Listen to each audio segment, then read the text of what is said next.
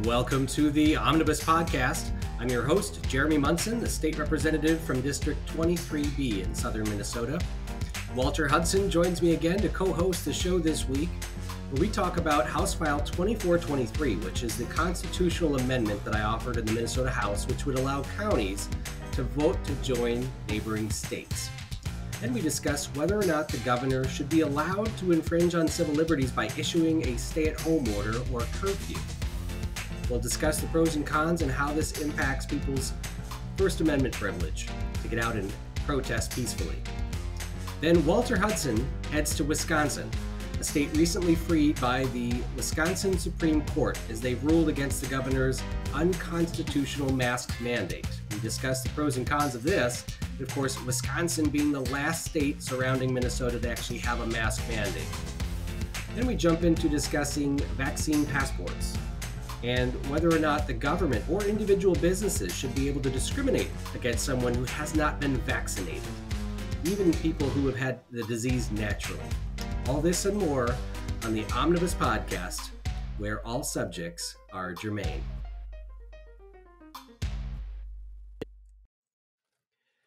All right. Well, last Thursday, I introduced a bill in the Minnesota House that would have, it was a constitutional amendment that would allow counties to each vote on whether to join a neighboring state. In other words, if you're a county that's neighboring, let's say you're Polk County in northwestern Minnesota, where East Grand Forks is, and you really consider yourself part of Grand Forks and you do all your business there and you're sick of regulations in St. Paul, in government overtaxing you when your neighbors just down the street are in a completely different environment. This bill would allow your county to vote to join North Dakota. And the process works by allowing counties to vote to join a neighboring state. Once we get all the counties voting and decide what our border should be, then we have Congress in D.C. approve that new border line. And this follows what 5 counties in Oregon are doing, where they'll be voting on joining Idaho in May. This bill, I introduced it because a lot of people have been asking what it takes to join another state, because so many people in our communities are leaving and moving to other states. And this bill would allow people to stay in our communities, but we would just choose a different governance, right? Better governance. So this started a little Twitter firestorm, and I'm not a Twitter guy because most of the people out there, about 80% of them are liberal, but got a lot of activity on Twitter and Facebook, and South Dakota Governor Kristi Noem retweeted it and welcomed us to South Dakota if we went down that path. So Walter, what as a guy on the outside of the Capitol, did you hear about this bill, and what are your thoughts? Yeah, I absolutely heard about it. And I think it's hilarious that because you dropped this, a week and a half, 2 weeks ago, and we've recorded a couple of podcasts since then and haven't talked about it. That's what's amazing, is that something so bold and dramatic of a proposal had to wait in queue for us to get around to it, because we've had more higher priority content. But yeah, no, this is fantastic. I love it. I love it for a number of reasons. I think the primary one is it's a fantastic example of setting the narrative, which is something that our side folks on the right simply do not do as a rule. Republicans and conservatives are reactionary, and this is a pun. I don't mean that in the political sense of the word. I mean that they react to the things that happen. They sit and passively wait, and then the left does something, and then they react. The left wants to do this, and this is our answer. And that's how we develop this reputation of being the party of no, because we're never proposing anything. We're just constantly responding to the proposals of the left. And so when we respond with no, it creates this narrative that we're negative Nancys who never want to do anything. Well, the way we get around that is by being proactive and proposing things that force them to say no. And then you actually have a back and forth conversation about the direction public policy ought to go. So I like this proposal for that reason. On top of that, I like the fact, I just like the proposal itself. I like the idea of local municipalities having the ability to push back against the overreach of the state. The state of Minnesota, and in particular, the population centers in the quote unquote urban core, Minneapolis, St. Paul, but you could also include Duluth, you could include Rochester, these urban central planning areas of the state take it for granted that the rest of the state will and should just go along with whatever it is that they want to do and supplement it. Now, multiple topics that we've talked about on this podcast, whether you're talking about education or you're talking about the law enforcement, the Chauvin trial, defund the police, you go down the list. And issue after issue, Minneapolis and St. Paul believe that the rest of us exist to service them. We get nothing in exchange, but we're supposed to service them. And this is a way to say, no, we're not playing that. We're going to go over to South Dakota and be free. Yeah, you're absolutely right on how reactionary Republicans typically are. If there's one thing that we've learned from Donald Trump that we should maintain, we can learn from politically, it's if you want to talk about an important topic, which for me is the disparity between states, right? I live in southwestern Minnesota. We are competing against South Dakota and Iowa, whether it's agriculture regulations, taxes, everything else. We're competing against them. That's why businesses up and move, and people in the community, and take their jobs with them. And I've been up in St. Paul talking about this for 3 years, and people aren't paying attention, right? So by introducing a bill like this, now when when I look up this story, there's over 100 newspapers and TV stations that have done articles about this. And when they call me, originally there was an attack like, Munson wants people to leave Minnesota.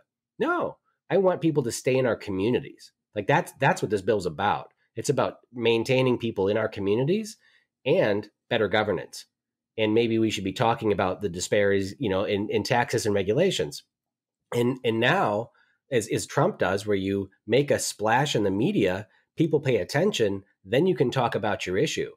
And I didn't have any marketing done for this. I talked with my media person at the Capitol and said, hey, maybe you want to create a graphic so that when the bill's introduced, we could just kind of, do a social media post about it. And so she said, well, what do you want it to look like? I said, well, just draw a map of Minnesota and show some counties moving to South Dakota as an example, right? It's not a South Dakota specific bill. People could move to North Dakota or Wisconsin or Iowa, but let's just show what it would look like. And she said, well, do you want to be included in this? Sure. Just bring it over to 35W. I didn't know it was going to be the whole state, but it's a graphical interpretation of what could happen. Meanwhile, the reporter from Minnesota Public Radio News evidently stayed up all night writing this long article about how Munson chose, 56 counties. And I'm like, I didn't choose these counties, but way overanalyzed it and didn't even come up with the reason didn't talk about the real issues, right? They talked about the average income and the voting records, and people think I'm gerrymandering by this. Like, no, this is about, the economic disparity in states. Well, what it is, here's what they did. They looked at it through the lens of what their strategy would be, right? So it's total projection. If they had come up with something like this, there would be shenanigans, right? They would be gerrymandering. They would be looking at some other angle that isn't part of the actual articulated proposal. You put out something and you just mean what you say. It is what it is. I want to give people the option to, if they so choose, secede from Minnesota and join another state. That's it. End of thought process, end of story. And they can't handle that. There must be something else to it. No, we just like freedom. Yeah. Yeah, that's right. Jeremy. Yeah, Shane. On that too, just for people that have these questions and that sort of thing, how would this affect the electoral votes, say, for presidential election between Minnesota and South Dakota? Well, if these counties were to secede, my guess is the negotiation with the legislature would be that we would be leaving our electoral votes behind. unless we were to try to do some, I mean, we couldn't get this done now, right? It's too late for census, but maybe perhaps that would be, you'd have to redraw it. But basically we would be taking, if they do census by precinct, we would know how many people live in each precinct. So those precincts would move over to South Dakota, and then we could recalculate the number of electoral votes. Congressional redistricting, all that kind of stuff would occur. Sure. And, likely we would bring over 2 congressional votes, so 2 electoral votes to South Dakota. I think they have 1 congressperson now. So then maybe they would get 2 more, or maybe just 1 more, depending on how many counties, or maybe there's only 4 counties that go. I don't know how many would move. But yeah, somebody else asked me, I did a podcast with some students from South Dakota, and they said, well, would Minnesota still be the land of 10,000 lakes? And I said, well, I think we've got like 15,000 lakes here, so we've got some to spare. Yeah, right. Yeah, it's a fantastic idea, both practically and politically, in terms of moving the conversation. And the proof is in the pudding. The fact that you've gotten the reaction that you have, that you've put them in a position where they have to react, and now they have to defend things that they weren't ready to defend. Right? Like, so one of the counter arguments that I've seen online with this, and like you, I've tried to keep out of comment sections and whatnot, because that's not where the highest discussion tends to occur. But you hear things like, well, why don't you just move there? If you like South Dakota so much, why don't you just move there? And to your point, it's like, no, I shouldn't have to move to escape your tyranny. The idea that Minneapolis wants me to subsidize their absurd law enforcement policy and their failing education system. Therefore, in order to escape that, I have to leave my house and leave my community and pull up the roots that I've spent however long laying. That's an immoral suggestion. And so you're forcing people with this bill to expose the fact that they want you to suffer under their dictates and under their rule. And they hate the idea that you might actually be able to slip out from under the thumb that they've placed over you. Yeah, and I've been talking with a few senators trying to figure out if it's something that we really want to push at the legislature to have a conversation on. Being in the minority in the House, I can't hold a hearing on it, but in the Senate, they absolutely could, and they could have a Senate hearing that lasted hours, where they have all these testifiers come in to talk about the disparity, talk about the ethanol plant in my district that waited for years to get a permit to expand its operation for renewable fuels. Meanwhile, in Iowa, just 40 miles south, they can get a permit to double capacity in just a few months. Or the different chemicals that you use in farming that are more available in other states than in Minnesota, where there's restrictions put on place. The True Shrimp, the big indoor shrimp farm that was going to be, millions and millions of dollars and hundreds of jobs, was supposed to come to southwestern Minnesota. And even they got funding from the state.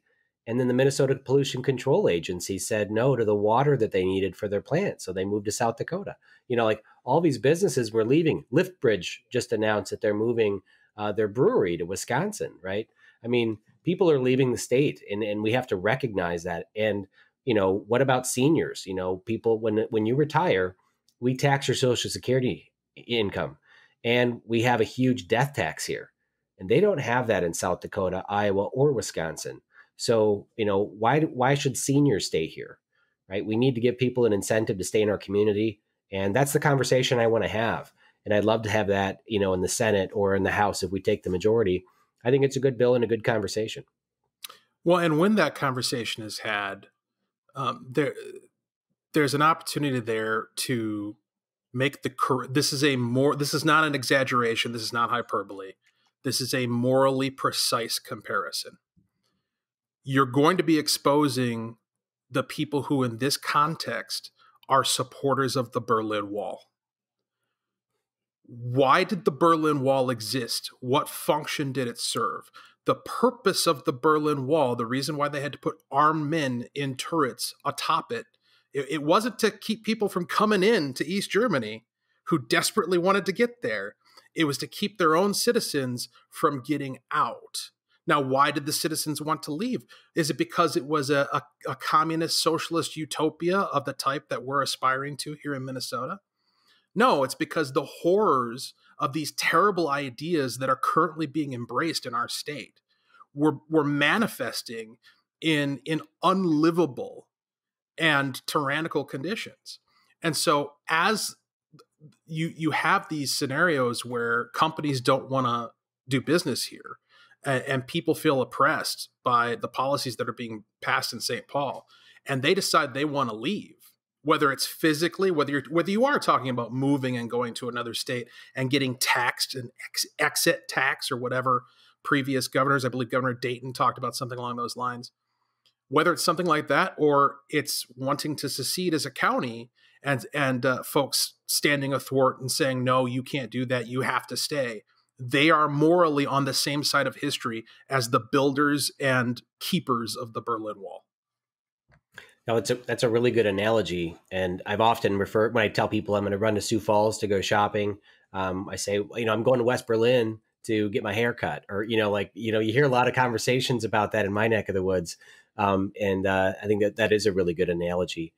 When I put it out on Twitter that Kristi Noem tweeted, I had quickly it takes me like 20 minutes to create a little petition for people to sign, because I think as you create a bill like this and you want to try to push it at the legislature, I need to sell this to other Republicans in St. Paul that it's a good conversation. And so I want to try to get people in their districts to call their legislator, right? That's kind of how you can get momentum on bills. And so I put a petition out there where people can sign up and give me their email and their address so we know where they live. And I just checked on it here now. There is 7,158 people that have signed that petition and really signed on to the fight, which is so they're all in favor of it. And I think that's the largest number I've ever had sign a petition like this, and it shows that this bill speaks to people, and they want to be a part of it. And I've had tons of emails.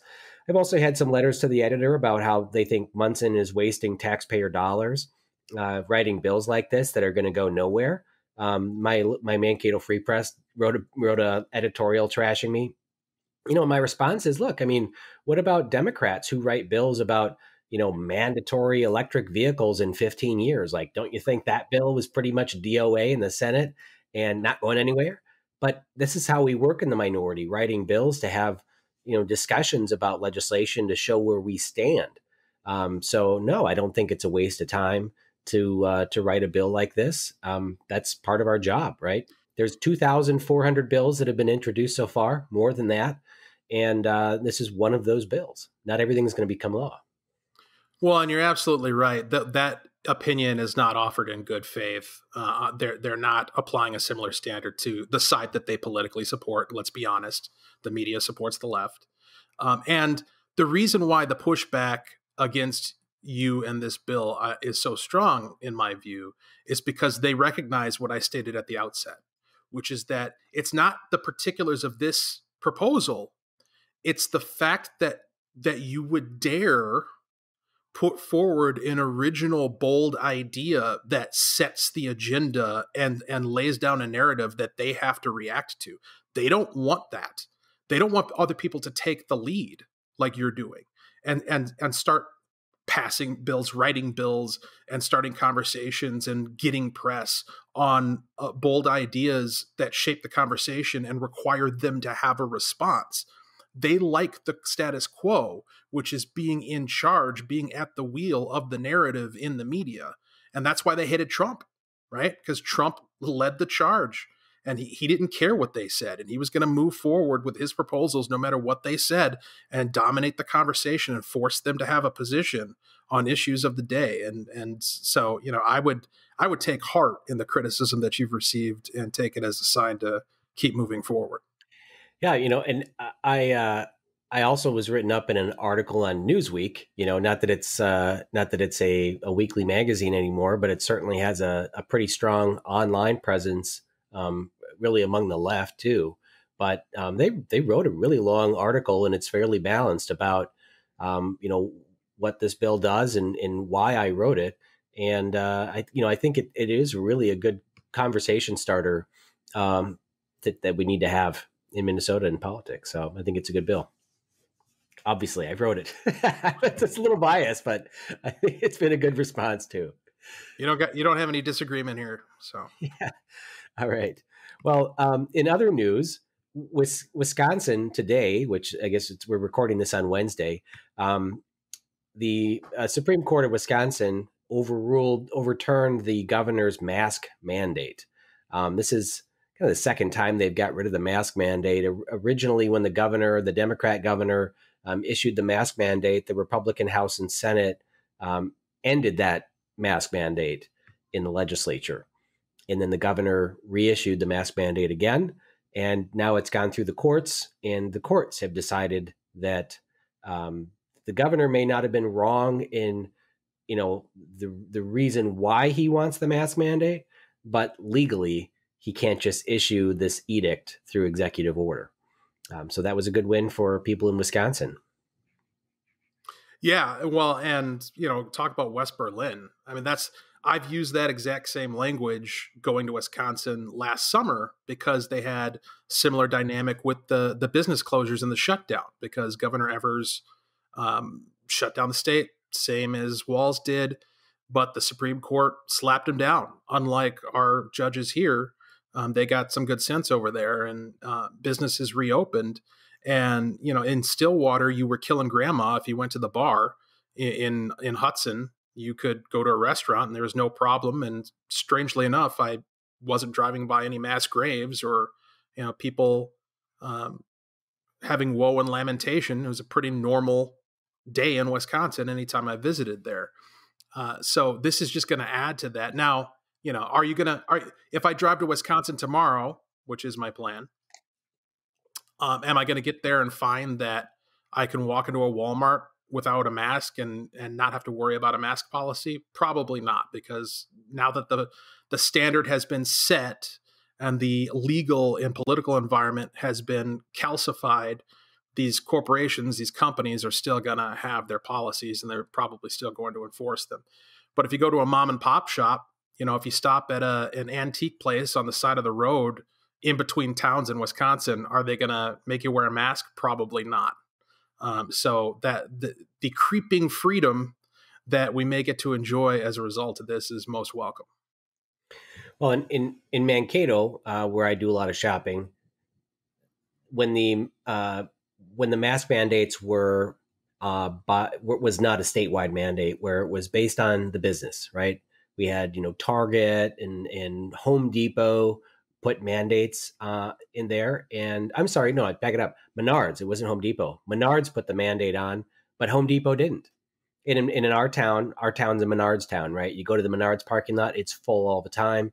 The Lowe's and the Home Depot were just desolate all the time. But when that mandate went in at Menards, Home Depot parking lot was full. Like people, spoke with their feet and they went to Home Depot instead. And I think you'll see that if the statewide mandate is lifted in Wisconsin. Quick Trip, if they're mandating it now, they might go, gosh, businesses slowed down. Everybody's going to holiday because they don't, or whatever, business doesn't require it. And you'll quickly find businesses that are supportive of freedom and those that are not.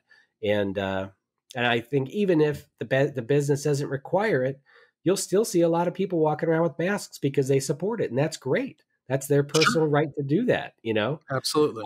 And we've gotten, I think, as a society, we have gotten past the mask being something that, makes you look sickly, right? I mean, that was always, you would see people occasionally, especially, I'm in Rochester near the Mayo Clinic right now. A lot of people would walk around with masks in a normal year. And, because they're very concerned about their health. That's fine. But I think we're past the stigma now. People will just wear it during, flu season if they want to. But I'm anxious to see what happens in Wisconsin.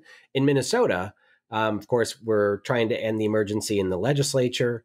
I've filed both a state and federal lawsuit against the governor, challenging his executive orders. We've also filed a state lawsuit just solely on the mask mandate. Actually, I think that's a federal lawsuit too, because we have existing Minnesota law that actually bans you from wearing a mask in public. It's been in place. Okay. It's, you're not legally, you can't conceal your face unless it's for religious, like religious headwear, or if it is part of a medical treatment, right? So a mask, you're not treating anything. It's a prophylactic. Right. So you're not treating anything. So it actually violates the mask mandate. Now, the difference, one of our lawsuits says the governor actually wrote his own law in direct violation of a law that was passed by the legislature, right? That's kind of the legal challenge to it. We're not saying masks don't work. We're not saying, the science is wrong. We're just saying the governor can't just write a law himself in direct violation of an existing law. And he doesn't have the power to undo existing law that was passed by the legislature and signed by the governor. So that was the challenge, and went to county court, and we've lost that one. But so we're continuing to challenge the mask mandate in Minnesota law too. What was the rationale for the ruling in that loss? Do you know? Liberalism. Okay, I figured. I just wanted to check. Yeah, I mean, honestly, I think that case was in July, maybe August, and it was still when people were, scared, and it was like, wow, but you don't understand. We're in a public health crisis and unprecedented times. I think that was said a couple of times. I gotta say, when you were just saying the thing about we're getting over the stigma, I'm one of the people that it's still super weird to me to like walk into a store and somebody's putting a mask on as they're going in. Like, I mean, a year and a half ago, if I would have seen that, I would have promptly turned around and walked in the opposite direction, because you're thinking, what in the world is this person doing? It's still weird to me. Yeah, it is weird. And, there's also instances where it's just the science is just so wrong. I mean, personally, I just don't believe the science. I mean, we're going overboard, especially when I see somebody like on a sport bike, like anybody that drives around. I'm not a motorcycle guy, but anybody that drives around on a sport bike, it's just, they don't value their life very much. Maybe like it's very dangerous, right? It comes with a great risk. And I saw a guy on a sport bike with no helmet on, but he was wearing a mask. Like, outside, that you look at it for a while and you're like, come on, really? Yeah. Well, and that's what's been so frustrating about the science side of this conversation, is that, people have laid claim, the left in particular has laid claim to the word science, put a capital S in front of it, and turned it into a religion, where it's not science as such at all. Science as such is dominated by skepticism and requires proof and evidence and rational processes, whereas what they're proposing is do what we say when we say, even though it contradicts what we were saying last week, because we're us and we're in charge and we're the authorities and we're the experts. That's the opposite of actual science. Yeah, one thing I'll give the pro-mask people is that when we are facing a crisis in this country, people want to do something to help, right? You want to, like when we went to war in Iraq, everybody wanted to do something, and the Republicans' response, I remember, like, get in your car and drive around or do something. Like, it was like go waste fuel or something. It was kind of a bad response, or go shopping and get our economy going. But when this crisis hit and people really wanted to do something, it was wear a mask. It was do this for your neighbor.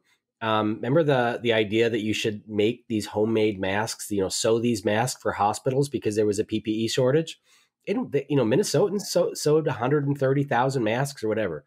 I talked to people. My wife did that. Yeah. I talked to people at the hospitals. I'm like, are you getting all these masks that they're making? They're like, they brought in boxes of them. We just kind of throw them out. Like, they can't use them. They're not going to, they were grateful for the effort, but they're like, we can't do anything with these. We would never, these are not sanitary. The hospitals can't use them. So we accepted them and kind of disposed of them. But people wanted to do something, and that was, it was a feel good thing. People are out wearing a mask because they want to feel like they're helping to solve this problem, even though scientifically they may not be doing a lot. Yeah, that's a great microcosm of the entire public policy approach to this pandemic, which is do something, even though it doesn't work, just to make yourself look good and feel good. It's all about appearance, optics, and feelings. Consequences be damned, results be damned. Doesn't matter if it works, only matters if it serves a political utility. Yeah. Well, it's also really nice to wear a mask if you're out rioting. I think they found that last year that it helps conceal your identity, which is why we have a law in the books that actually says you can't wear a mask when, because when I, it's Makes this sense, right? interesting story, when I was back in the mid 90s or early 90s, right after the Mall of America opened, I was working there, and there was somebody walking around with a burqa, and like a real burqa that covers everything, but just slit in the eyes. And they had the bunch of people surrounding them, and we had some people working at our store that were also like the chief of security at the mall, and they got a call that the suspicious person. And there's actually a law, because you can't, in Bloomington at the time, you could not conceal your identity, I think even for religious purposes. And so they confronted the person, and it was Michael Jackson. He was walking around in disguise with Wow. all of his people, but it's kind of funny. But that's I knew about that law way back when it was on the books. I suppose his options for disguise are limited, or were. Yeah, I think so. Yeah. So on the note of on rioting, I put out a poll. We had this podcast where we had Scott Jensen on, and we talked about the commitment that Action for Liberty was pressuring him to sign, saying that he was going to support this bill to end the emergency powers. And in that commitment, it said that he would not infringe on anybody's rights. And we had this discussion about, well, what about curfews? Because curfews restrict people. You're basically confining people to their homes.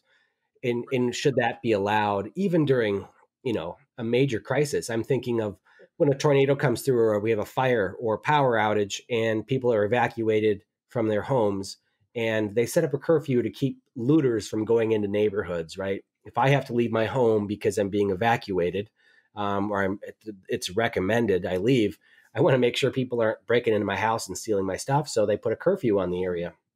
And the same thing during the riots in downtown Minneapolis and St. Paul. And even Mankato put a curfew on, an 8 p.m. curfew, because there was, Black Lives Matter was coming down to Mankato to protest. Should the governor have that power was the question. And so I put it out on Facebook.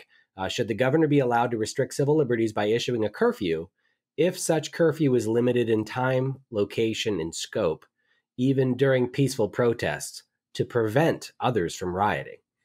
And over 2,100 people took the poll, and 66% said no curfew ever. And 34% said yes if it's limited. I thought that was a really interesting response, kind of a follow-up to our last podcast. Yeah, well, I was with the minority on that one. I responded to your poll, and I voted for the limited curfew. And I suppose there's a lot of language to parse out in there. What were people thinking in their minds when they read those options? What types of imagery was popping in their heads, and what was their thought process? For me, when you talk about a limited curfew, the limits that I have in mind are time and place, like highly localized, very specific, justified by reasoning that would hold up under scrutiny if it was challenged. And, perhaps these powers need to be codified in such a way that they're extraordinarily limited to where they can only be used in very specific circumstances. And with an emphasis on local control, right? So your question talked about the governor having the ability to issue curfew. Well, what if it's the city council? What if it's the mayor, an authority that's closer to home, that's more accountable to the people? What if the local authorities can override the governor's curfew or executive order or whatever it is that is being considered? I think there needs to be something. And the reason why I voted the way I did in the poll is because the whole idea, and this is a conversation that's been very robust in the liberty community over the course of the past few years during all of this Black Lives Matter stuff that's happened. A peaceful protest is no longer a peaceful protest once rioting and looting starts. I don't care if you individually have not picked up a rock or lit a match or trespassed. If you're in the streets while this stuff is taking place and you see it happening and you know it's happening, then your continued presence only acts as cover for that criminal trespass on other people's lives and other people's rights. And you know it. That's the key part for me. Because look, if it's me, if I'm at a protest, let's take it back to the Tea Party. I show up to a Tea Party, and this is unfathomable because it never would happen. But I show up to a Tea Party at the state capitol, and all of a sudden somebody starts picking up rocks and throwing them at the Capitol building or at the state office building. And they start setting things on fire, tearing down statues. Would never happen. You know, we left the place cleaner than we found it. But let's say it did. I'm hightailing it out of there.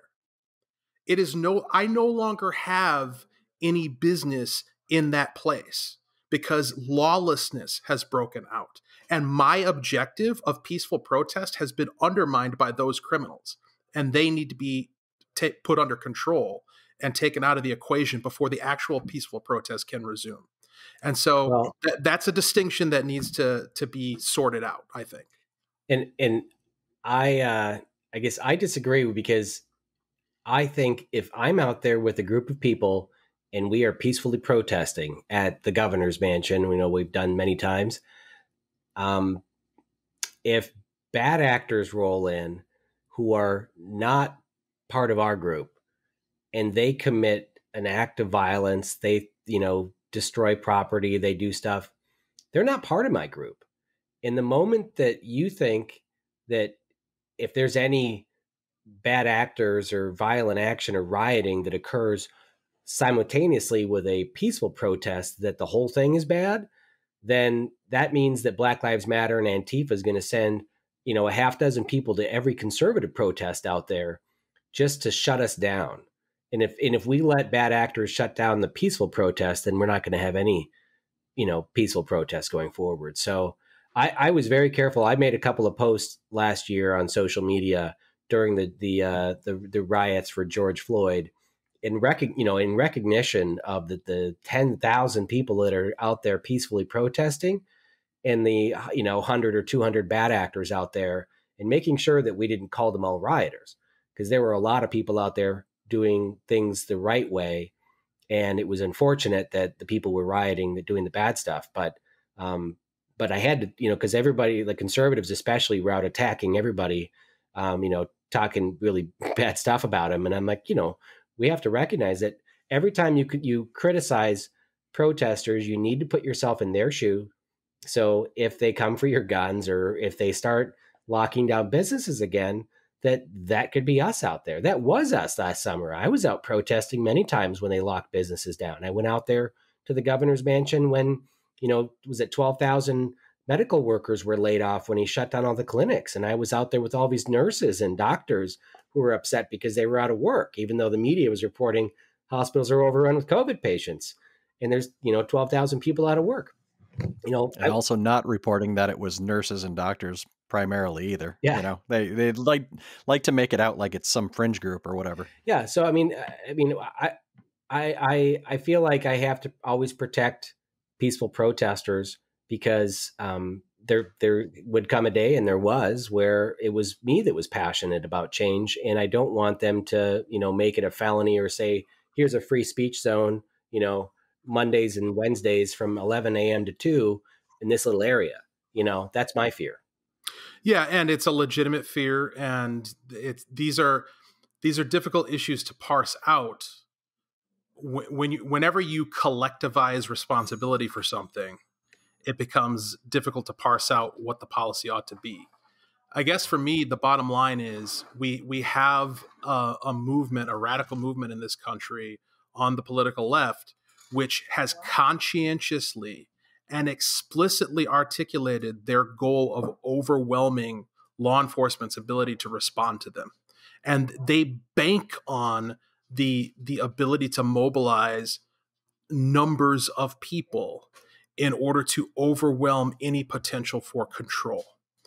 And that is a dangerous situation that endangers people's property rights and their rights to their persons.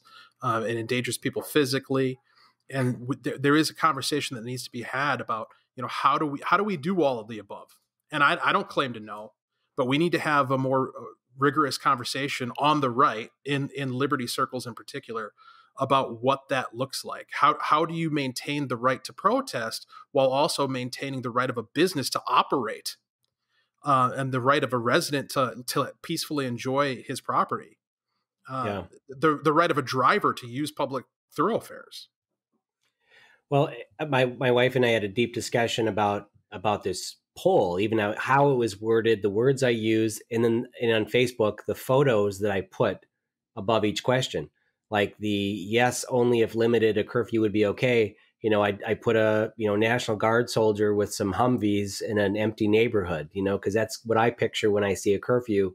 But then under the no curfew ever, I couldn't just put a peaceful protest with 1,000 people walking down the street peacefully. I had to show a photo of rioters too, right? Because you get one with the other. I mean, when you say there's no curfew, that has to be not saying that you can't crack down on rioters. You can, but every police officer is going to tell you it's really hard when there's a mob of peaceful protesters that the bad actors are, dodging in and out of. So there's going to be more opportunity for rioting if there's no curfew, but we have to be able to accept it. I do like your suggestion that the governor shouldn't be able to do a curfew, but the mayors could. And ultimately, what it comes down to for me is if there's a curfew, it's the police that have to enforce it, right?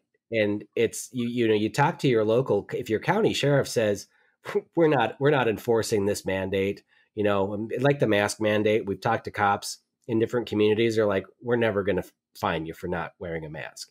Now the Department of Health might, Ellison might come in and do stuff, but we're not going to do it. So you have to talk to the law enforcement too to understand if this is going to be enforced.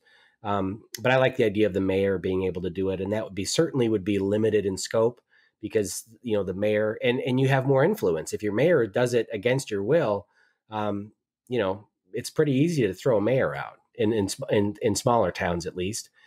So that would be a good solution.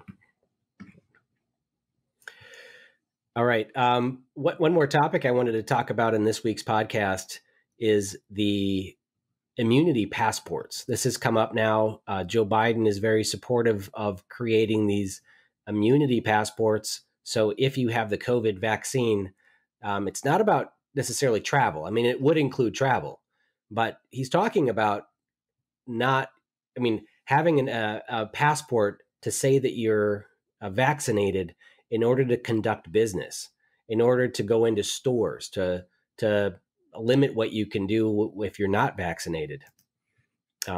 Huge violation of civil liberties, especially when you consider, not many people know this, but there are millions of Americans who cannot be vaccinated, who cannot, medically have allergies to what is in the vaccine, so they can never receive the vaccine. So now you're saying that there's a certain subclass of Americans who can't travel anymore, who are not free to travel, who are not free to go into the grocery store. And I understand that the Americans with Disabilities Act requires that you make reasonable accommodation, right? If you have takeout orders or, curbside delivery, that might be reasonable accommodation. But there's so many things that, a hair salon, if you could never get your hair cut again because you don't have a vaccine passport, that's major discrimination. And of course, where does it end? I think that there could be vaccine passports for other diseases, or is it going to happen for a serious seasonal flu outbreak that we have next year? If there's typically 80,000 or 90,000 Americans that die of seasonal flu, could they prevent 20,000 deaths by requiring vaccines of everyone. And is that worth it? And is that going to just create well, we've already got immunity passports out there, so let's just require this new vaccine? Yeah, I mean, this is a continuation along the path that was forged by the lockdowns and by the mask mandates. This is the answer to the question that no one ever asks, which is, if we do this, what precedent does it set and what does it lead to? Where do we end up? This is the answer. We go from, you have to stay in your house and shut down your business and put on a mask for the common good, to you now have to have papers that need to be shown to agents in order to live, because that's what we're talking about.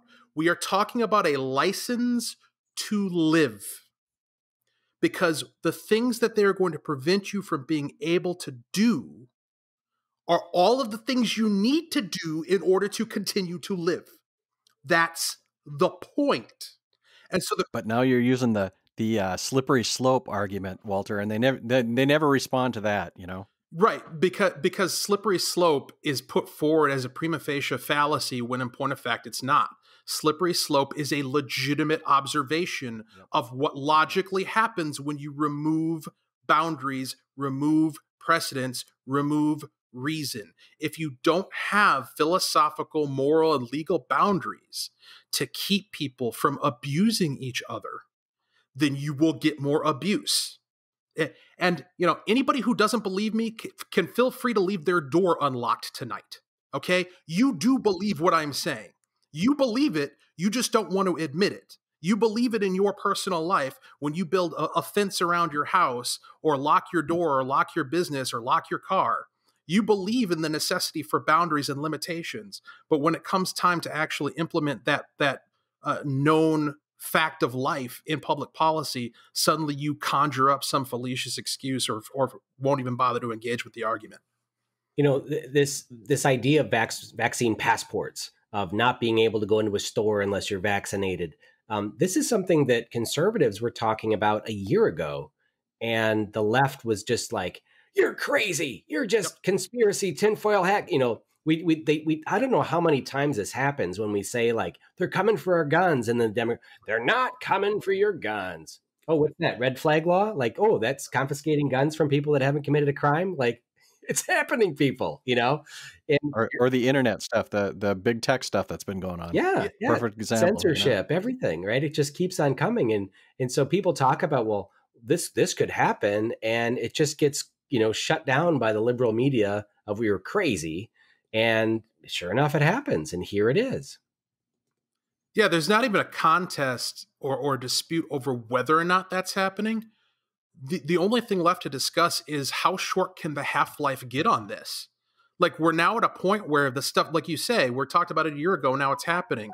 It used to be 5 years, 10 years. Think of the gap between Hillary Care and Obamacare. That was measured by a decade, right?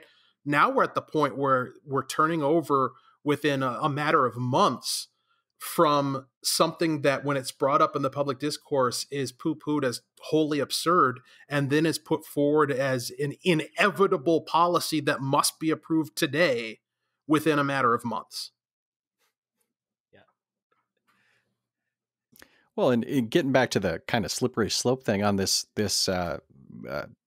vaccine passport thing, I look at it as, inevitably, this is going to be, you say, where does it stop? But inevitably, this is going to be the type of thing where companies are going to have an insurance problem if they're going to allow people to come in without their vaccine cards or whatever.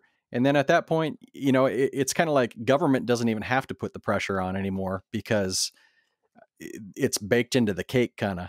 I mean, do you get what I mean by that? Yeah, I've talked to some businesses about liability protection for COVID, because there's been a push at the legislature to grant retroactive immunity from lawsuits to basically all businesses, not just nursing homes and hospitals that may have made bad choices during COVID and killed people, but to restaurants where people got COVID, or where people think they contracted COVID and have died or got sick or permanently damaged, or an employee, like they want retroactive immunity from lawsuits. And, I said, we don't do this for the flu. I mean, not to say that COVID is the flu, but flu is a respiratory illness, and it's contracted in much the same way. And tens of thousands of people die from flu. But they don't say, I'm going to sue Chili's because I had dinner there and the waitress was coughing that night, and I bet that's where I got it, And so, the minute that we grant them immunity protection, then the next disease, the courts are going to think that they should now be, liable for where this happened.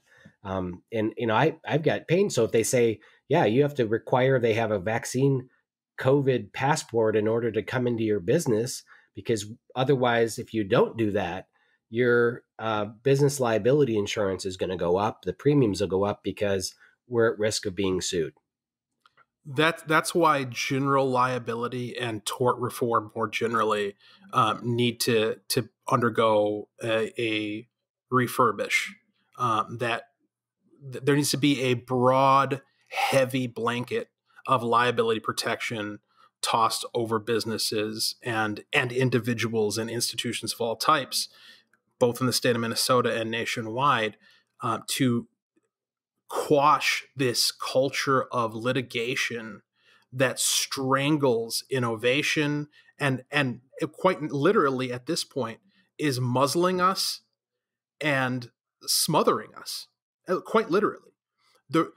What the left understands is that they can use the law, they can use government, they can use policy to shape the culture. To Shane's point, the culture has shifted over the course of the past year as a direct result of the policies and the regulatory environment, the legal environment that we've been operating under with this pandemic.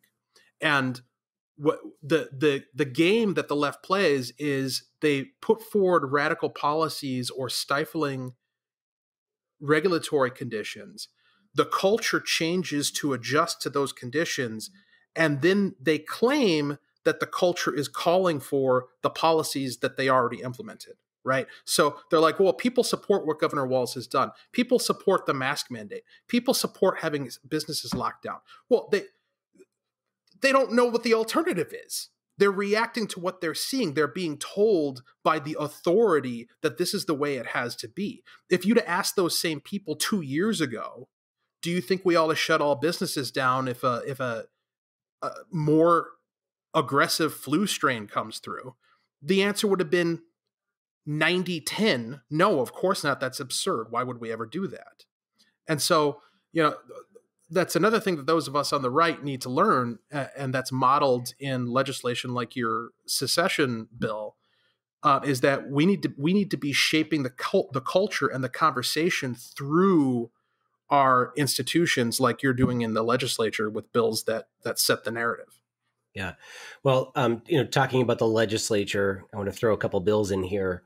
Eric Lucero has a bill that would prevent businesses from discriminating based on whether or not someone's been vaccinated. And that would be for all vaccines. Obviously, the COVID vaccine, as we know, not everybody knows this, but the vaccine has emergency only approval. It's not a fully FDA approved vaccine, and therefore the government cannot mandate you get this vaccine until it receives its full approval. Now, Biden, of course, could push that through a little faster than normal, but it usually takes a year or 2 or 3 to get approval from the FDA. But I think that bill is interesting. Again, I'm not very supportive of it because I think that the businesses should have the individual right to, say that they don't want anybody in their business that's not vaccinated. That's kind of their choice. But I also think it's important when we're talking about the vaccine passport, to kind of remind people that just because you're vaccinated doesn't prevent you from getting the disease, right? As we learned from Twyla last week, it's not actually going to prevent you from getting it. It lessens the symptoms. So the idea that vaccinating children who aren't at risk for having severe symptoms anyways, right, and it doesn't prevent them from spreading it. So, I think that the idea that we should be mandatory, mandatorily vaccinating people or requiring them to have a passport to travel, it seems like we're really invading in their medical freedom and their medical choice. So I'm so against the vaccine card. But this week, Governor Tim Walz and former Governor Tim Pawlenty both sat side by side and got vaccinated. Which is interesting because Walz has been pushing this for a year, and neither one of these governors have been vaccinated yet. So they got their first dose today, and I think now that they're vaccinated, now everybody will probably get back. They'll be really pushing it hard. But I'm very fearful of this vaccine passport. I think it's a bad idea. I think we need to be a little more honest with people about what the vaccines do and don't do, and show what their level of effectiveness is, and kind of go from there. While I agree with your moral analysis of Lucero's bill banning discrimination by businesses of people who haven't gotten the vaccine, I do like the fact that he's put it forward for the same reason that I like your secession bill, because it forces the conversation, right? And yep. One of the things that I think needs to be highlighted in that conversation is, why would a business think about this? This is pretty profound when you pause and really think about it. We're talking about businesses telling prospective customers, don't come here.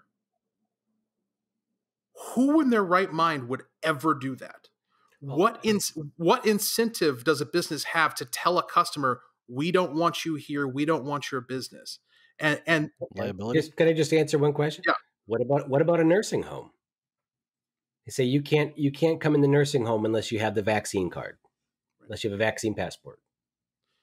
And I think it goes back to that liability piece, right? Because if Wisconsin just lifted their mask mandate, and the Supreme Court had previously in that state lifted the governor's lockdown, so people are making their own decisions over there. And they're making their decisions based on the small s science, the actual science, and their own rational capacity and their own risk assessment, right? Of how concerned am I about getting this? How adversely affected will I be if I get this?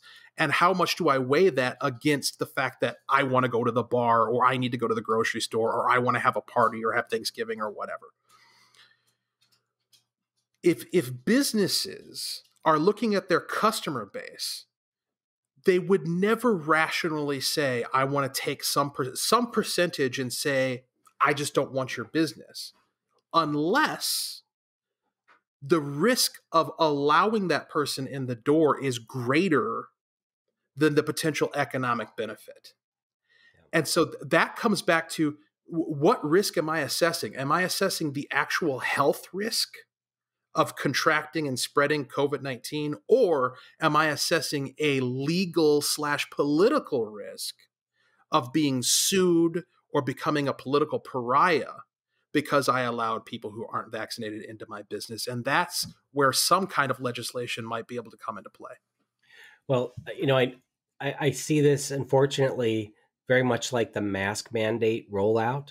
Remember when the mask mandate started and you're like, I'm not wearing a mask. No way. I'm going to continue to go to businesses that don't require it. And then all of a sudden, the city of Rochester implemented a mask mandate, and because they're health leaders, and there was backlash. I mean, people from Winona, from all the communities around them, they drove to Wisconsin. They drove to other small towns to do their grocery shopping. And the businesses in Rochester felt the pain of that mask mandate. And then the mayor of Rochester pleaded with the governor, please make this statewide because people are not coming to our town to shop. You remember that?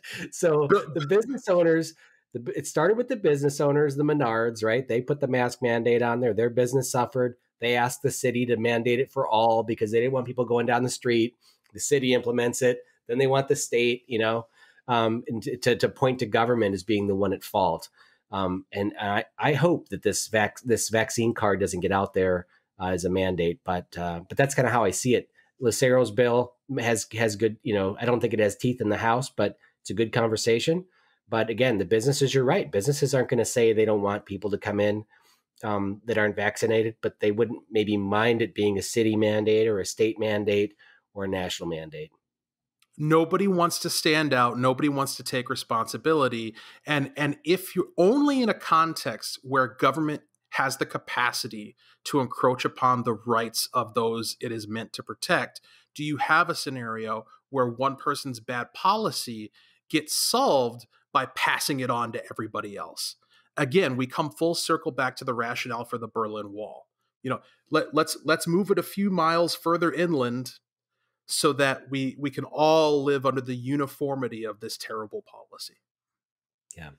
Well, this has been a great conversation. Shane, welcome to the show. Shane is our producer and will be weighing in from time to time. But this wraps up a great hour, and thanks everybody for tuning in. And oh, by the way, I forgot to tell you, if you want to go out and sign the petition to allow counties to leave the state, go to jeremymunson.com/joinsd. Just like join South Dakota.